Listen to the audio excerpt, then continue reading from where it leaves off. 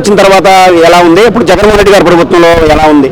జగన్ గారి ప్రభుత్వంలోనే బాగుందండి. వాలంటీర్లను పెట్టి గడప గడపకి ఏ సమస్యలు ఉన్నాయో కూడా తెలిసింది. ఆ సమస్యలన్నీ డైరెక్ట్గా సీఎం దాకా వెళ్ళినాయి. కానీ ఈ ప్రభుత్వంలో వాలంటీర్లు లేరు, కనీసం సచివాలయానికి వెళ్తున్నా కూడా లెక్క కూడా చేయట్లేదు. గెలిచారు అంతవరకే. ఏ ఎమ్మెల్యే కానీ ఎవ్వరు కూడా మా ఇంటి గడప ఎక్కడికి కూడా వచ్చింది లేదు. అంటే 4000 లోకేష్ గారు ఏమంటారంటే 4000 సమస్యలు 4 గంటలు పరిష్కరించాను, రాష్ట్రంలో ఎటువంటి సమస్యలు లేవు, అందరూ హ్యాపీగా ఉన్నారు, చాలా సంతోషంగా ఉన్నారు అన్నారు కదా.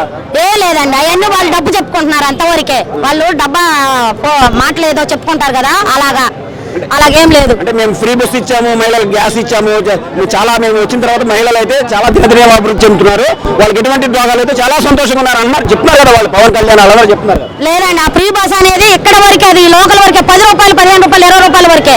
అవుట్ ఆఫ్ వెళ్తే మాత్రం ఇది ఫ్రీ బస్ కాదండి, డబ్బులు కొట్టాలి అని చెప్పి 110 రూపాయలు, 150 రూపాయలు టికెట్ కొట్టారు నాకు. మహిళకైనా సరే ఏంటండి ఫ్రీ బస్ అన్నారు కదా అని అంటే ఈ బస్కి అయితే లేదండి అని అంటున్నారు. నేను 2-3 సార్లు తిరిగాను పల్లెటూర్లకు వెళ్ళి.